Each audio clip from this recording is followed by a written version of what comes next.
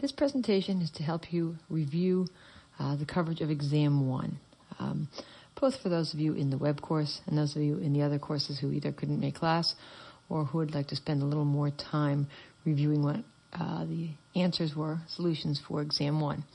Because it is essential that you understand Exam 1, where we're talking simply about fixed rate mortgages. Because when we get into the next couple of chapters, talking about fixed rate mortgages and refinancing, we're just going to be complicating the issue. We're still going to be looking for loan amounts, effective returns, and so forth, but now we're going to be changing the interest rate. So it's basically the same thing except complicating it because of changes in interest rates. And we may have caps and payment caps, interest rate caps, and so forth. So again, just complications, so it's easier if you really get down the fixed rate aspect first. Okay. Now the first, I guess it is 10 slides, have no calculations. So I'm going to just run through quickly and talk quickly to the main points I was looking for. So the difference between real estate and real property. So the real estate, I was looking that you say it's the physical land and all the improvements constructed on that land. Okay. And with real property, I was looking for the keywords ownership rights. Okay, because it's the ownership rights that are associated with real estate. Okay. As far as why are the ownership rights, question 2, why is it important to understand all the ownership rights associated with real estate and give an example of how a potential conflict of these rights might affect the real estate value? We say that, for example, the value of real estate is the price, the total price of everything that everyone's willing to pay for, all the benefits attached to it. So if some of those benefits aren't there, the total cost would be lower. So if, for example, the property is already leased, okay, then you don't get the benefit of going into it. So that may be something that you want to do, so that may bring down the value. In fact, it may be leased, and it might be leased at above market prices. So you'd be buying a piece of property that's giving you better returns than you could if you bought a piece of property, say, with empty office spaces and or no tenants, and you had to go at the market rates. So that could be add value because of that right. Or they could be tenants that are locked in with low market rates, below market rates, and you're stuck with that, again, taking away value. So it's very important to understand what are all of the rights, okay, what everything that has to do with the rights, who can use when, easements, liens, and so forth, the property. The difference between a freehold estate and a leasehold estate, key thing is the possession, the property is in possession, okay? It's owned by the estate holder for this is the freehold, and there's no certain date when the estate ends. Most everyone got the freehold, but a lot of times when they got to the leasehold, all they said was the right to use the property for a certain amount of time. But also, I wanted you to note that it is not ownership rights. Okay, so a freehold lease, since you have an ownership, okay, you can sell it, divide it, mortgage it. But you cannot do that with a leasehold because you do not have ownership rights. Okay, a prepayment clause, why is that important to the borrower? Well, I was looking for the key thing, that it permits the borrower to make payments in advance. Otherwise, it couldn't sell or refinance. Or if it did, it would have to pay all the interest that they ever owed the bank. Okay, so this basically allows the borrower to sell or refinance. Now, this may or may not include penalties. Okay, but the clause itself just states that the borrower can prepay. Okay, it may say can prepay with no penalties, or may say you can prepay always with penalties, or penalties only up to a certain date, whatever. But the key thing is that it says they can prepay. Why is an acceleration clause important to a lender?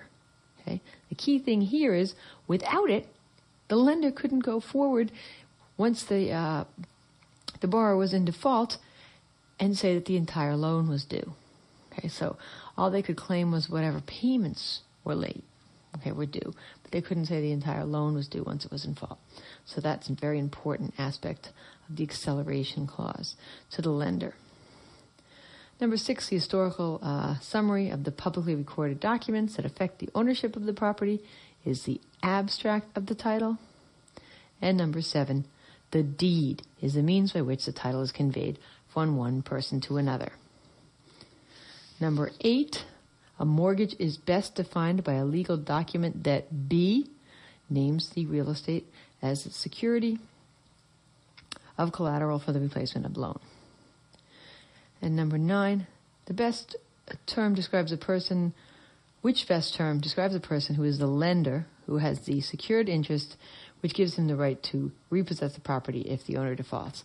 And that's the mortgagee, number C, or letter C. Okay.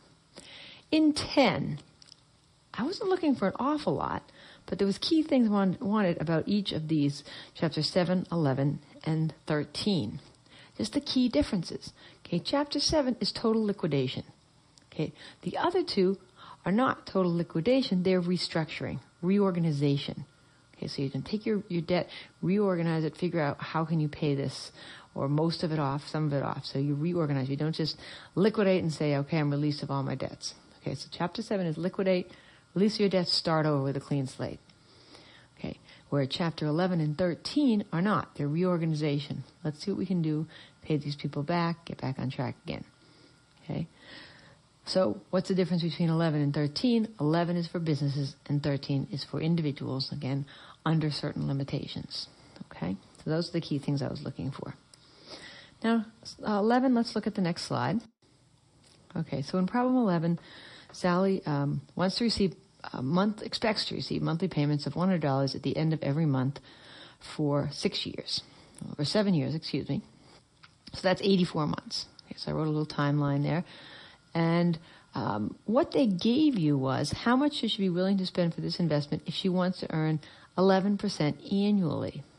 So they gave us the effective annual rate, but we can't use an annual rate when we have monthly payments. So we have to solve for the effective nominal rate, okay, which you see I've shown in the formula there. Throw that in and you'll get the effective nominal rate, the compounded monthly rate of 10.48. Okay, so then we'd say, okay, well, let's just find what the present value of those $100 payments for 84 months would be at 10.48%. 10.48 divided by 12. There's 84 payments, so n is 84. Payments are 100. Nothing due at the end, future value. Compute the present value, and we see that's $5,934.63. Okay. In part B, we don't have to make any adjustments at all because we are given how much would she be willing to pay for this investment if she wants to earn 9% compounded monthly. So we're given the nominal rate, the compounded monthly rate. So we just take that rate, 9% divided by 12, that's the interest rate. Again, n is 84, the payment is 100, compute the present value, and we see in this case the present value, or what we would be willing to pay for these to get our, in this case, 9% return, is $6,215.40. Okay, and C, the effective annual rate in parts A and B. Well, in part A, they gave it to you. Effective annual rate is 11%. In part B, we got the compounded monthly, so to get the effective annual, we have to take that monthly rate, 9%, divided by 12, so 0.09 divided by 12, plus 1 to the 12th power. Again, we're using 12s because we have monthly, minus 1, and we get 9.3%. Okay, so the key aspect of this problem is understanding what happens if you get an annual rate with monthly payments, or a compounded monthly rate with monthly payments, or vice versa. Okay. 12. Suppose your brother, let me move this along. Okay. 12. Suppose your brother, you lend your brother $7,000, and he pays you $164.40 at the end of every month for the next 4 years. What's the interest rate you've earned? Be careful to label. Okay, so I see the timeline here. A negative 7,000 goes at times 0. That's how much you lend. And you get $164.40 back every month for 48 months. And then there's nothing else due. He's paid you back. So N is 48. Future value is 0. The payment is $164.40. And the present value is negative 7,000, the amount you borrowed. And we see that comes out to 6% compounded, whoops, it got cut off, monthly. Okay?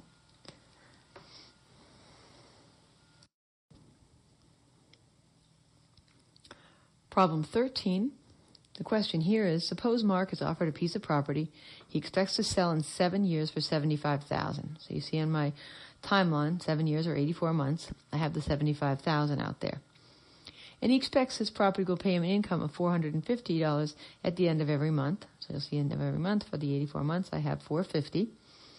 The property is being offered at a price of $55,000, and Mark requires a return of at least 12% compounded monthly. Should Mark purchase this property? Okay. So first thing I said you could do, top in there in the red, say, okay, well, let's see what we should pay for this property if it has a 12% return.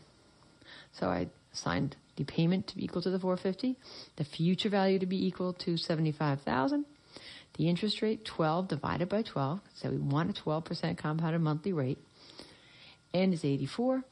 We compute the present value, and we come up with $58,005. Okay, so this says if we buy the property for $58,005, we'll get a 12, or Mark will get a 12% return. Okay, but he's being offered the property at $55,000. Right? So he could spend $58,000, but they're offering it to him for less than that. So we know he's going to get at least a 12% return. So yes, he should purchase it. The other way you could look at it is you could say, well, let's solve for the return if we paid $55,000 and see, is that return greater than 12%? So in this case, I went back to the blue here, it says or. In this case, we'd say the payment is $450, the future value is $75,000, but now we're including the price. So the present value is the negative $55,000, n is 84. We solve for the interest rate, we get a monthly multiplied times 12, and we see it's 13.03%, which is greater than the 12% that Mark requires. So we'd say, yes, he should be happy about that because he's getting a better return than he needs to or requires. Problem 14. Most students did a perfectly good job of defining basically what's in that first graph there on the left. What did the payments look like? Okay, so we see what the payments look like. We saw with constant amortization mortgage, we amortized it constantly away, so our payments went down. Okay, so they steadily got smaller and smaller and smaller. The constant payment, by definition, is constantly paid at the same rate.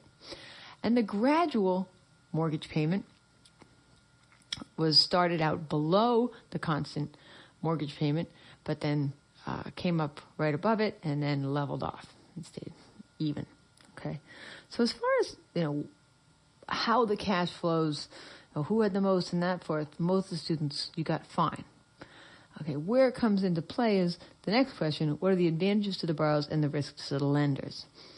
So if you remember, look, we went from, if you look over time even, it went from the CAM to the constant payment to the gradual mortgage. Now, the graduals didn't last long. We went really right into the adjustable. But you think about why did that happen? Okay, well, what happened is we wanted to get more and more people qualified. Okay, so I think a lot of people haven't qualified or gone to get a mortgage before to think about this. But if you want to get qualified, you're qualified off your initial payment. So whatever that initial payment is, that's going to be based off how you're qualified. So if you can drive down the initial payment by using a different kind of mortgage, you'll get qualified to borrow more money based on the same income. So you see here with the constant amortization, you'd qualify for the least amount of money. Then with the constant payment, you'd qualify for more. And then with the gradual payment, even more. Okay, because the initial payment's lower. Okay, so with that, understood, the advantages to the borrowers, what are the risks to the lenders?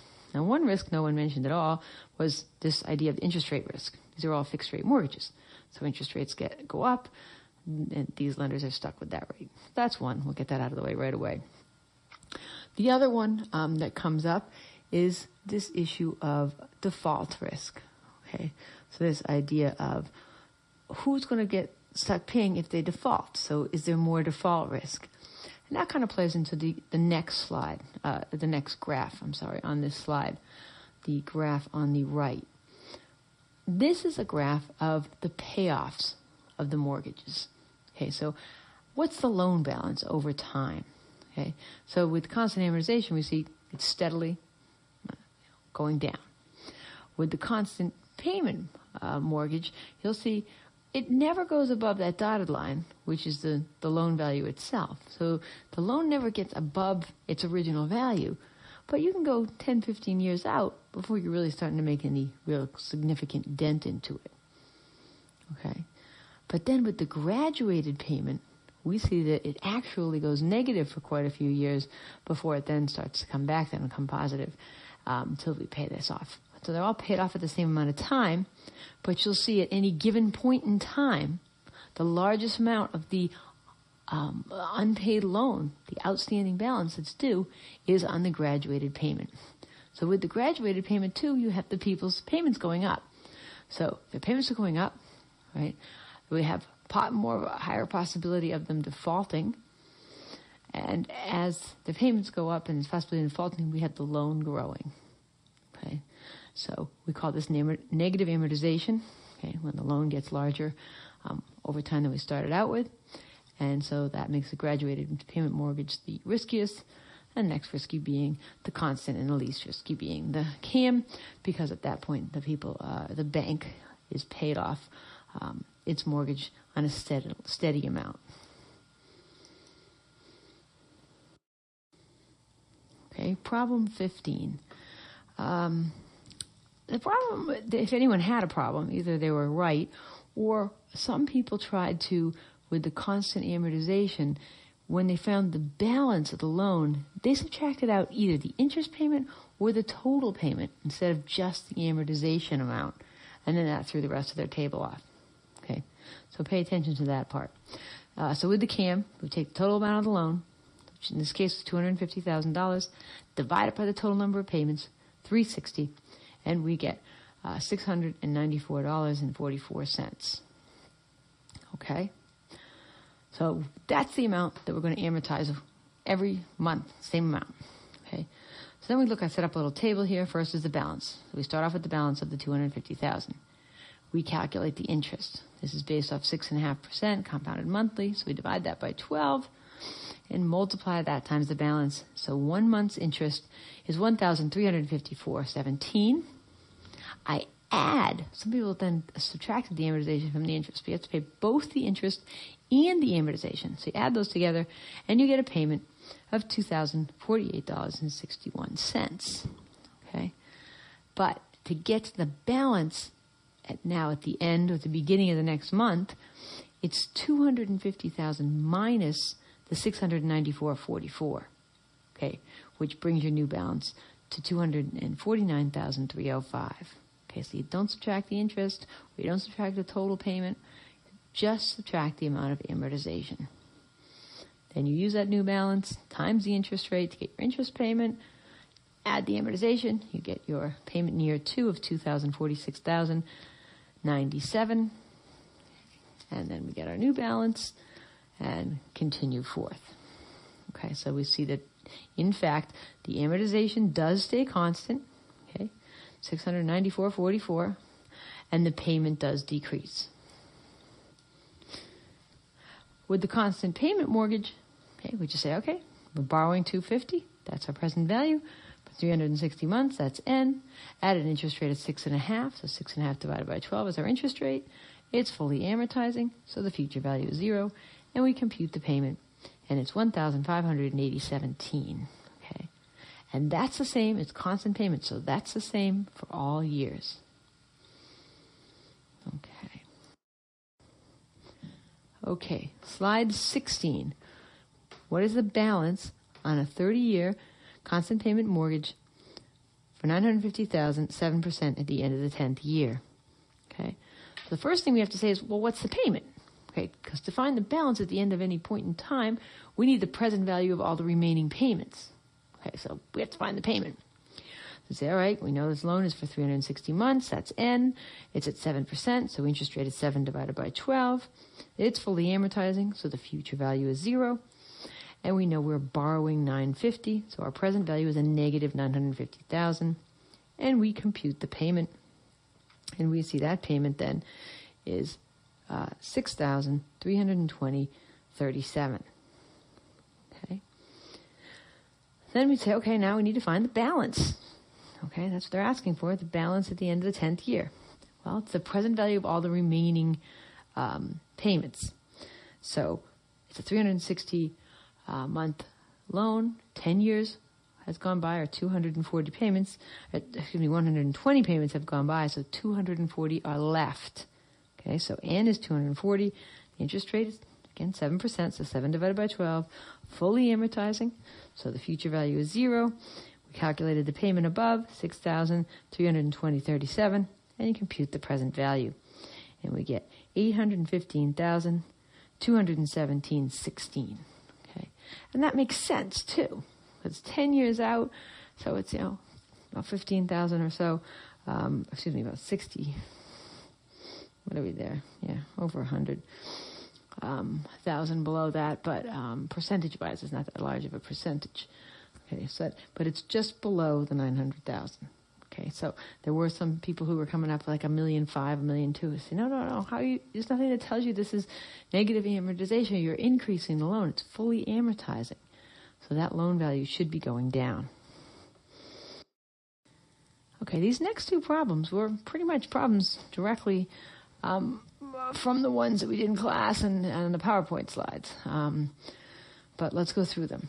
Okay, so Ed wants to buy a property for $560,000.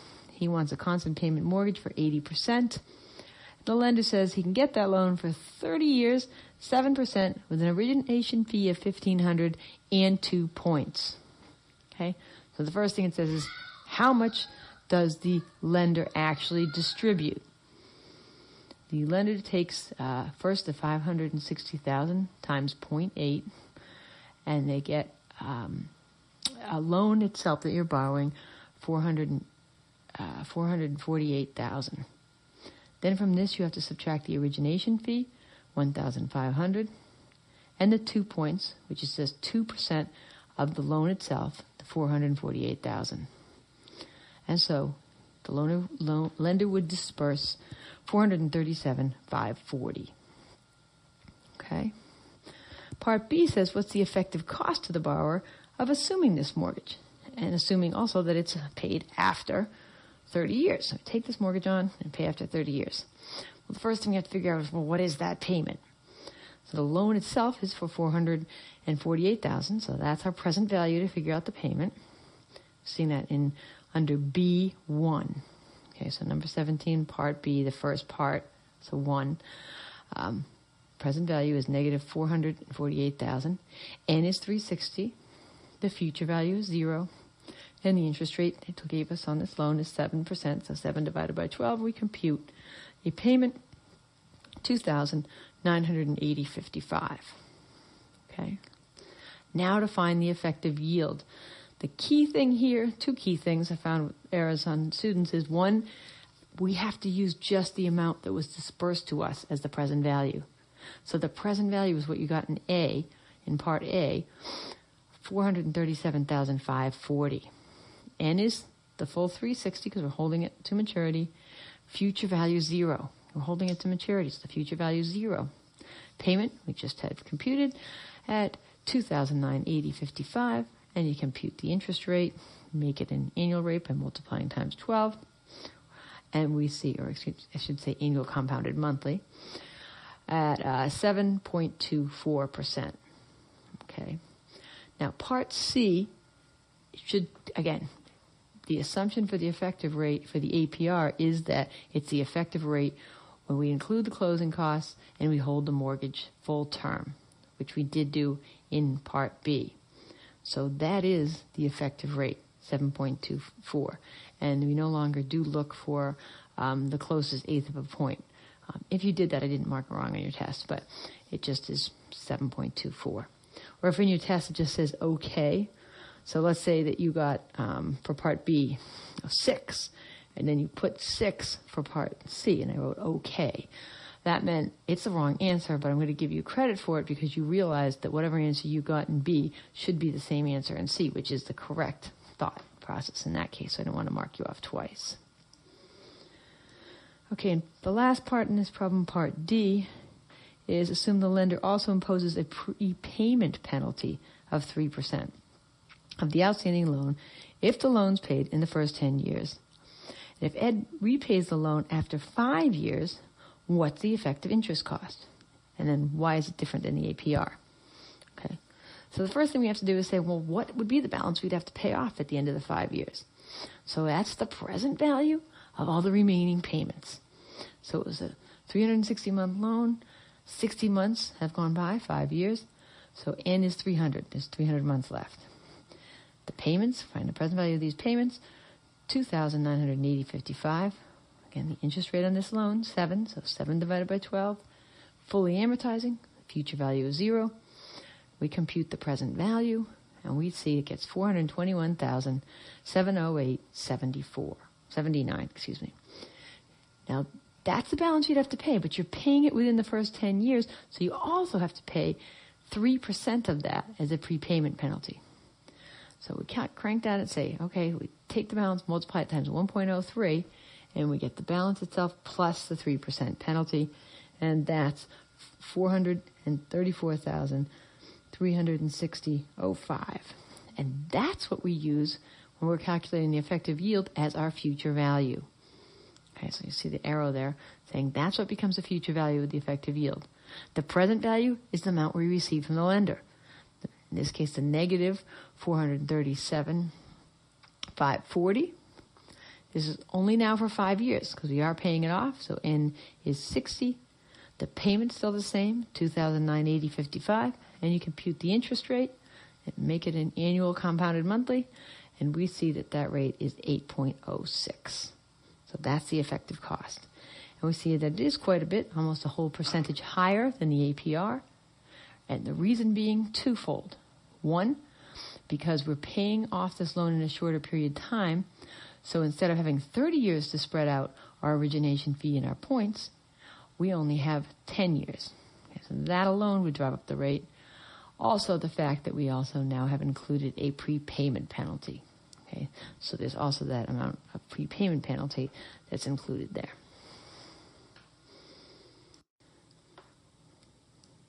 Okay, and this last problem is a common problem. Again, one problem that I did say would be on there. Well, we've got two loans. Okay, so we've got two loans, both for, I wrote in the very top there in the middle, what things are common about the loans. The present value, $300,000, 30 year, so N is 360 months, and they're both fully amortizing, so the future value is 0. Okay, then you see I split off on either side. On the left, loan A, and on the right, loan B. Loan A, the difference there is loan A has an 8% loan with 3 points. Loan B is a 9% loan with 2 points.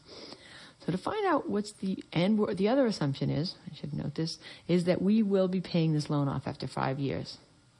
Okay. So knowing these things, we want to know what's the effective rate.